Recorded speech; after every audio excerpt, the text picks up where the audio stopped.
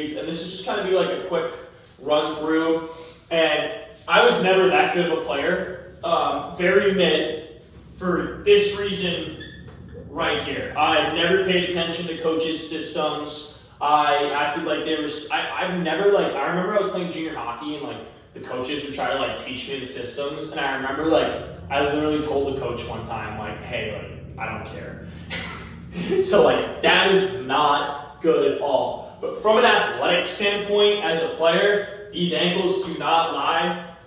Corey Felitti, who's the UMass Lowell Division I all-time goal scorer, point leader, I believe. He's the coach of the East Coast Wizards. John Missouri, the best high school coach in the country, the coach at Arlington High, will speak for this. And I dedicate this to my training and stuff like that. I was not that good of a player, but there is one thing about me as a defenseman. Never in my life, ever, and I've never seen this with another player, never, ever have I been beaten a one-on-one. It never happens. 2-on-1s all the time. 3-on-2s all the time. My puck on the blue line, I'm turning it over. I'm trying to do a toe drag. I was not that good, but why I was able to continue to play at all these high levels while like just not being coachable and not having my family support at all is like the best, most athletic feat I've ever seen are on myself. Like I've never been beat in my life, and I like ever, not once. The last time it happened was 8th grade, and it was Sammy Vizella, and it was in practice. So like, and yeah, there's been a few. Like I remember one time I was trying to take ADHD medication to like really focus, and that stuff's awful. And I was playing against the Rangers in the EHL, and some kid actually did a toe drag and got around me, and I was able to like get around him and like whack it right off. But like I remember I was like, whoa, what am I was so focused that I was looking at the puck. Like, so that's the only time it's ever happened.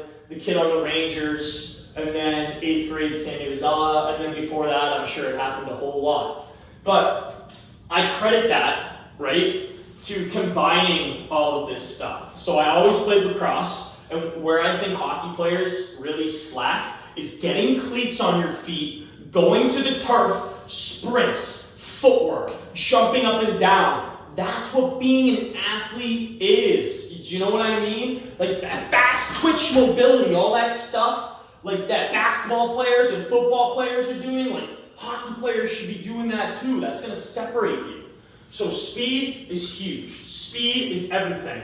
Now, this is another area where I really slacked and wish I went more hard. Mobility. Mobility is everything. Like if I could go back and do more yoga and do more Pilates, oh my gosh, it didn't matter that my parents didn't support me. I'd be in the show. Like mobility is everything. My girlfriend right now, she's in Alpha Phi boot camp. She's a sorority, but like I watch her smash legs on Mondays, right? She smashes legs twice a week and does Pilates and yoga and goes for a run. So that's 5 workouts for a week, right? And this is a 19, 20-year-old girl here. So like 5, and dude, this girl's fit, her dad played in the NFL, like she just gets it. And one thing we were really talking about these past couple of months is like, she doesn't get hurt, and her ability to keep working out is because she has no lower back or hip pain, because she's strengthening her hips with Pilates and yoga. She's strengthening her core, she's making sure everything's together. Right? And that's why like fit girls do it right. You always see like gym bros getting hurt and fit girls doing it right. It's Pilates, boys! Pilates! And yoga! Pilates and yoga will save your life.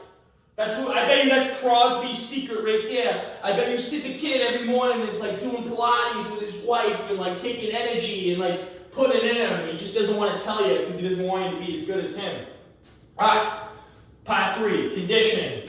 This is huge. For all you guys, I was never really into the vaping. I always thought it was kind of for losers. But like all you guys like smoking weed and doing the vaping and stuff, like put that down. Put that down because your conditioning is the most important thing in hockey. Like it's so important. The guy that can just buzz up and down the ice play 200 feet, be all over the place. If your feet never stop, you're going to be that much harder to play against. And the only way your feet are never going to stop is if you're getting your conditioning right and you're in good cardio shape.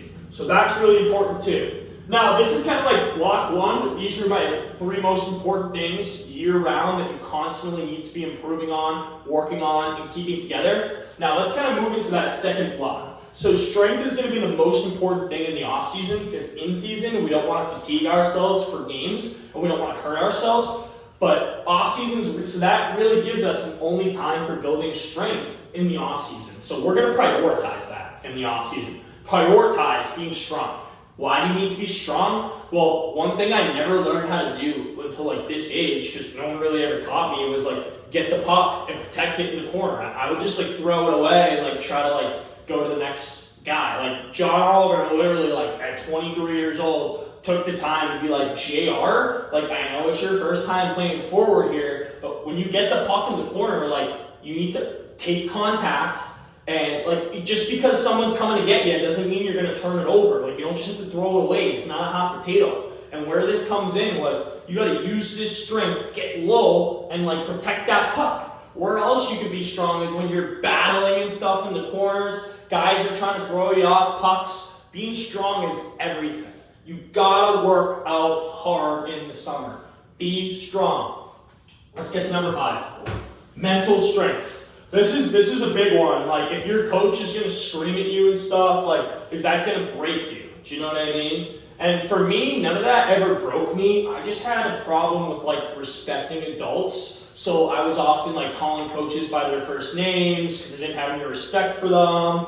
Or I was just, like, making fun of them because maybe they were a bit overweight.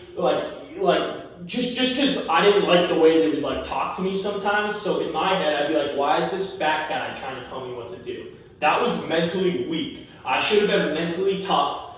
Kept it in the back of my head, like, oh, look at this fat loser telling me what to do.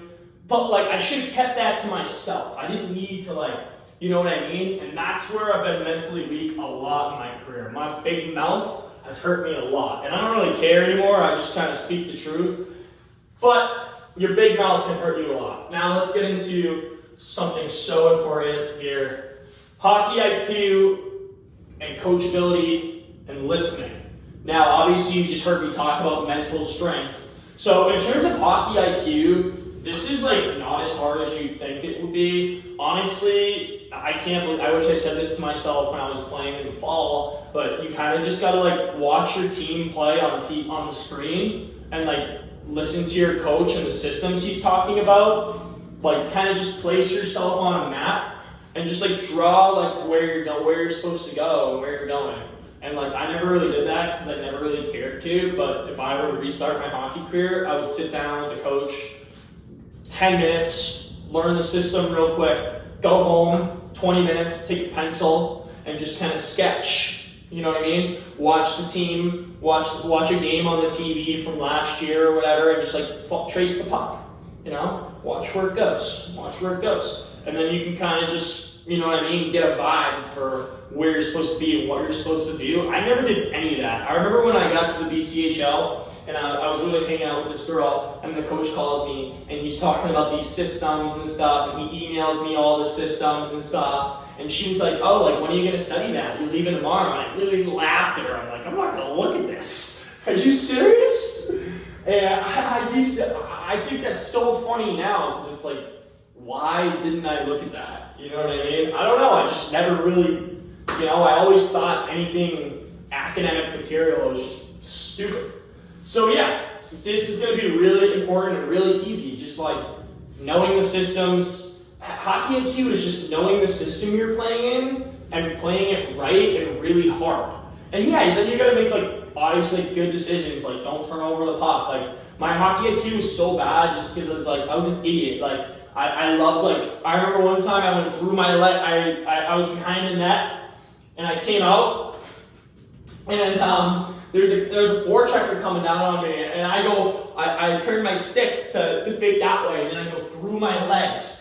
And yeah, I pulled it off, and then I made a nice play, and it was whatever. But I remember, this was when Gunnery canceled the season my senior year, and I was playing in, like this isn't on my EP, but this is like the best league I ever played in. The fall New England Fall Prep put together like this super league, right? And we were playing against some prep school, and I remember our coach, I forget his name, Ferraro.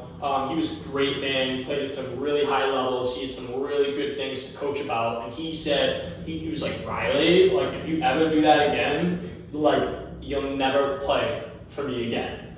And I remember being like, wow, I pulled it off. Like that was cool, right? But now I look at that and I'm like, wait, what if that kid just poked that puck through my feet and then went in and scored? Like I would have looked like an idiot, right? And it's stuff like that I did all the time because I had a lot of skill that would just kill me. Like I almost had too much skill for my own good. Kill me. I tried to do way too much.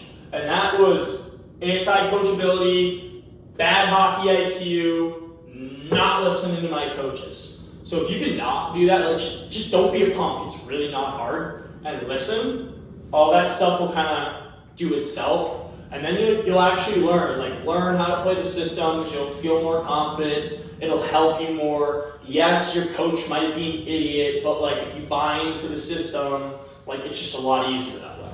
So these are my type of workouts every player needs. I'm gonna make more videos, more about what really specific workouts you need to be doing. But this is just kind of like make sure you're not missing anything. Like let's cover all the grounds.